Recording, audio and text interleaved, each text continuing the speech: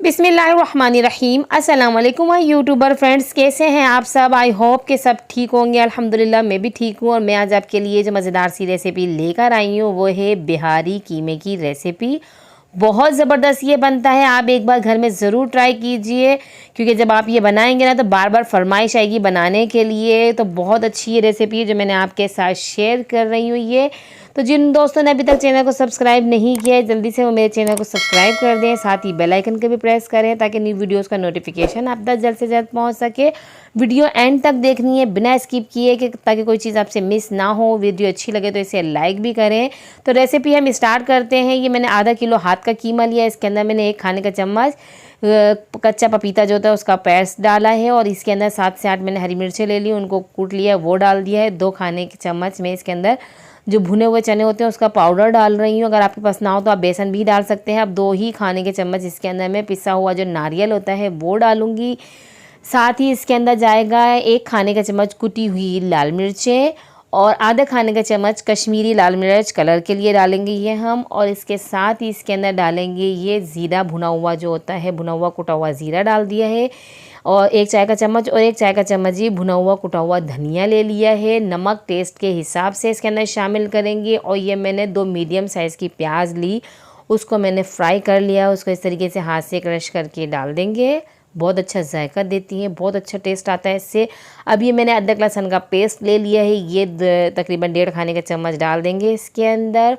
और अब इसके अंदर डालेंगे ये दही ले लिए, ये मैंने आधे प्याली दही लिया, अच्छी तरीके से इसको मैंने फेंट लिया था, ये इसके अंदर डाल देंगे। और इस सबको हम अच्छी तरीके से मिक्स करेंगे।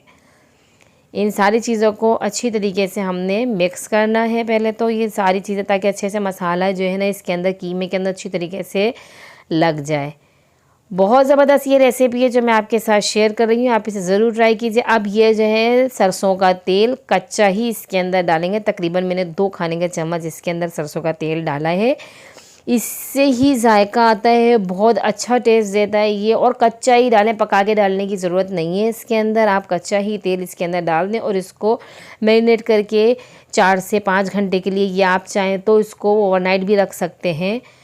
तो ये जो है 4 घंटे के बाद मैंने ये देखें आप, एक कीमा हमारा अच्छी तरीके से मैरिनेट हो चुका है, कीमा बड़ा सॉफ्ट हो चुका है। अब हम लेंगे एक पतीले, और पतीले में डालेंगे आधा कप तेल। आधा कप हमने इसके अंदर तेल डाला, और तेल जब गर्म हो जाए तो अब हमने कुछ नहीं डालना तड़के में, डायरेक्ट हमने ये जो हमारा कीमा है ये इसके अंदर डालना है, और इसको थोड़ी सी देर के लिए भूनना है इसके साथ। मसाले के लगा हुआ है इसके अंदर, और हमारा ये प्याज भी हमने इसी के अंदर डाल दी थी। तो अब इसको अच्छी तरीके से हमने इसको भूनना है ताकि ये अच्छी तरीके से भुन जाए, इसमें कोई स्मेल भी बाकी नहीं रहती है। वैसे भी जब हम मैरिनेट करके रखते हैं तो कोई स्मेल नहीं रहती है। ये आप देख सकते हैं तेल अलग होना शुरू हो गया है, ये हमारी भुनाई अच्छे से हो गई है।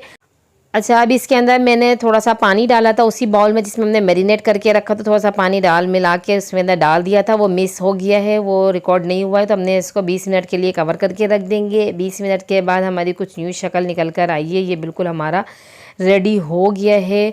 आप देख सकते हैं कलर कितना ज़बरदस्त लग रहा है, ऑयल भी अलग हो गया। अच्छा, ये बिल्कुल ड्राई नहीं है, इसके अंदर देखिए हल्की हल्की सी ग्रेवी है, क्योंकि अब इसके अंदर हम डालेंगे पिसा हुआ गरम मसाला। पिसा हुआ गरम मसाला मैं एंड में डाल रही हूँ इसमें, तो इससे जो है सारे मसाले इन्हेंस होते हैं, अच्छे से निकल कर आते हैं। तो अब हरा धनिया, इसके अंदर हरी मिर्चें कट करके डाली, 1 नींबू का रस डालेंगे, अच्छे से खटास आती है। और जो हर मसाला है ना, जो मसाले इसमें हमने डाले हैं उनका जायका निकल कर आता है इससे। तो नींबू डालने के बाद हमने इसको मिक्स किया, और ये हमने चूल्हा अब हम इसका बंद कर देंगे, क्योंकि अब ये बिल्कुल रेडी है। और इसके अंदर लगाएंगे कोयले का स्मोक, ज़बरदस्त लगेगा। ये देखिए मैंने कोयला दहका लिया था। अब इसके ऊपर डालेंगे हम घी।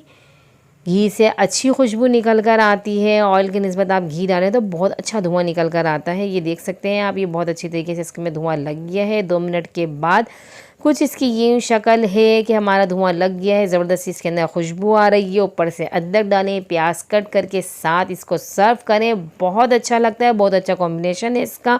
आप पराठों के साथ खा सकते हैं इसको, नान चपाती जिसके भी साथ खाएं, बहुत अच्छा लगता है। तो ऐसे ही मेरी वीडियो देखते रहें, और लाइक करें, शेयर करें, मुझे कमेंट्स में बताएं, और मुझे अगली वीडियो तक दीजिए इजाज़त। अल्लाह हाफिज़।